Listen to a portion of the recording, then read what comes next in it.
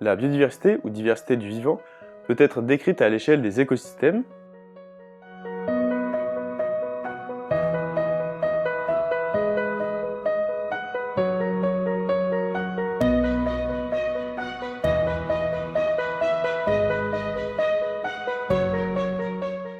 des espèces,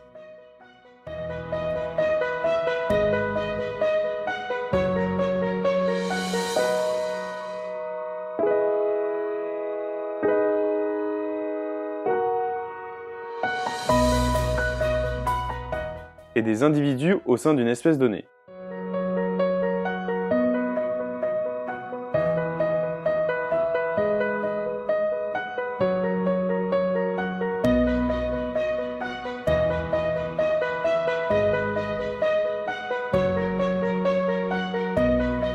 Décrire la biodiversité est essentiel pour comprendre le fonctionnement des écosystèmes et leur évolution.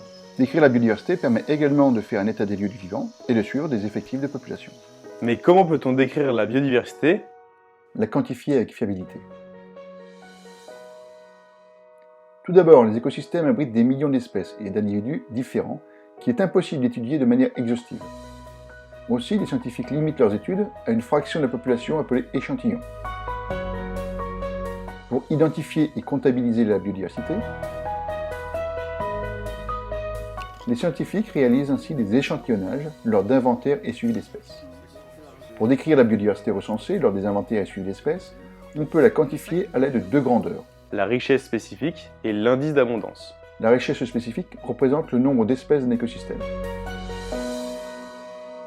On compte aujourd'hui 2 millions d'espèces décrites, mais les scientifiques pensent que la planète en abrite entre 10 et 100 millions, donc encore beaucoup à découvrir.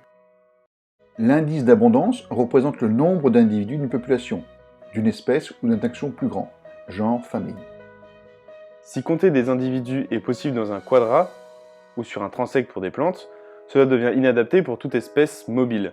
Qui plus est, susceptible de présenter un comportement de fuite. La méthode de capture, marquage, recapture, ou CMR, est alors employée. Dans tous les cas, il s'agira de capturer des individus,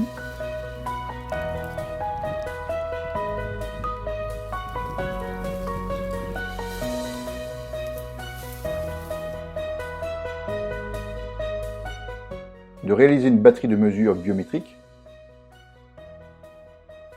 Il veut me manger. C'est petit, hein. Donc on a dit le 9. Ouais, 18,55. puis de les marquer par la mise en place de bagues, de points de coloration, de numéros, de scarification indolore, etc.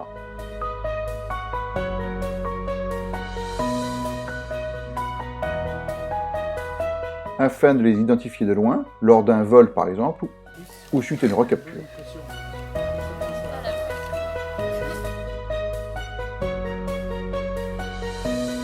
Parfois, les photos remplacent le marquage de l'individu car chaque individu présente une disposition de tâches unique permettant son identification en comparant des clichés.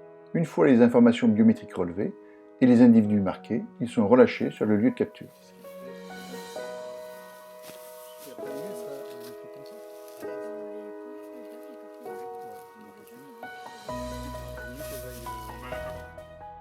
Appelons N le nombre total d'individus présents dans la population testée que l'on cherche à connaître.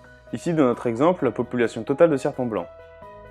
Lors d'une première session de piégeage, on capture un maximum d'individus, ici 7, que l'on marque par exemple en rouge. Quelques temps plus tard, on réalise alors une seconde session de capture. Ici, 10 individus ont été piégés. 4 serpents marqués lors de la première session de capture viennent d'être repris lors de cette seconde session de capture. Dans le cas d'une estimation d'abondance de population, si on suppose que la proportion d'individus marqués recapturés grand R dans l'échantillon de recapture grand C est identique à la proportion d'individus marqués relâchés grand M dans la population initiale totale grand N, c'est-à-dire en l'absence de migration, de natalité et mortalité, on peut estimer l'effectif de la population totale par un calcul de proportionnalité, appelé également produit en croix au calcul d'une quatrième proportionnelle. Autrement dit, si aucun mouvement de population n'a lieu, grand N par grand R égale grand M par grand C, soit N égale C par M sur R, soit N égale 10 fois 7 sur 4, c'est-à-dire 17,5. Dans le cas présent, les scientifiques estiment que la population totale de serpents de cette espèce est d'environ 18. Mais quelle confiance peut-on accorder à notre estimation du nombre total de serpents dans la population suivie ?